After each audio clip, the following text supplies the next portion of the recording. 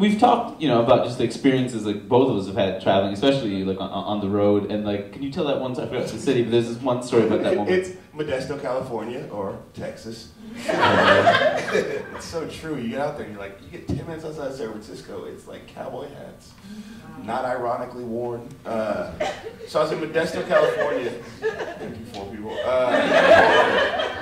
So I was there one night. This is the first night of a 2-night run, and I do the show, and it goes okay. It goes okay.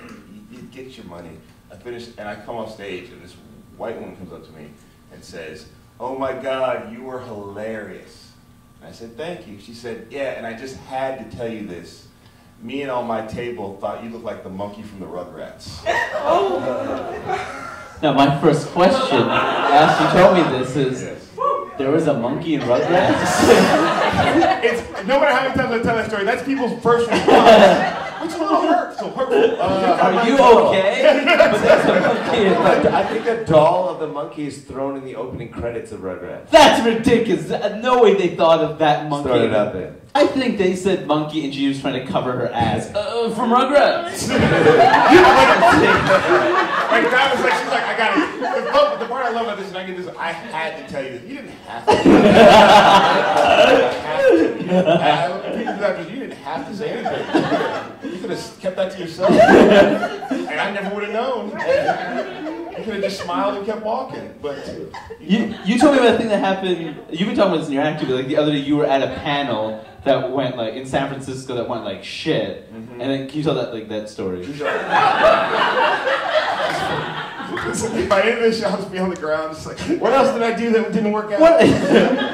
Share more of your failures. This is all feeding into where I'm at right now. This is perfect. If I could just do this in stand-up.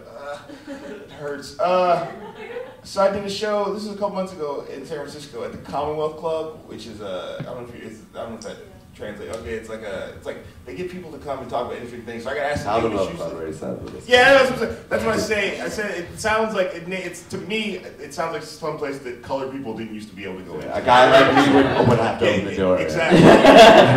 dress like a show. Go around the back. Go around. I'm on the show. Go around the back. What are you cooking?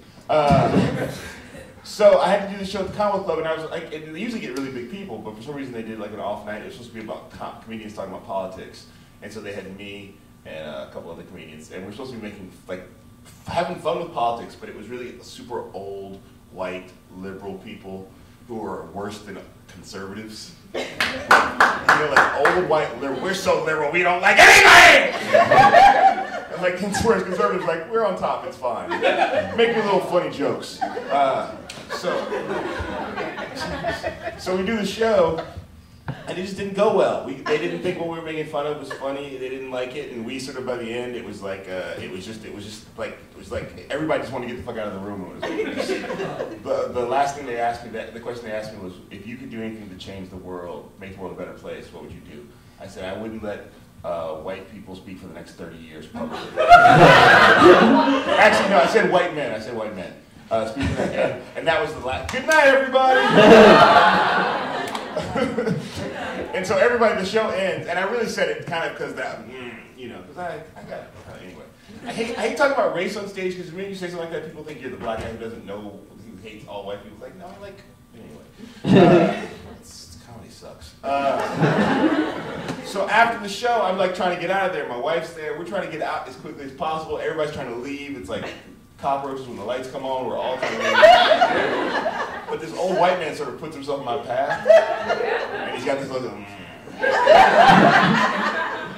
and he says, he's like, hello. Which I already knew that was an angry hello. I said, hello. He said, can I offer you a critique? And it's funny because I've had people say English shit to me after shows, but I've never had it set up that way.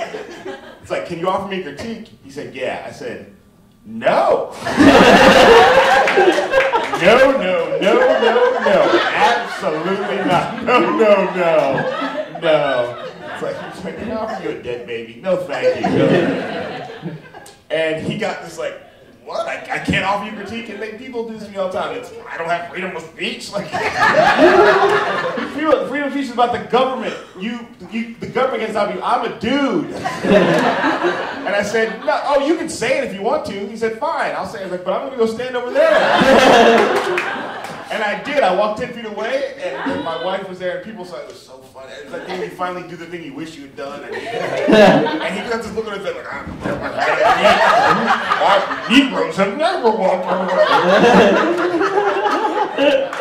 And as I say in my act, I blue balled his white privilege. Which is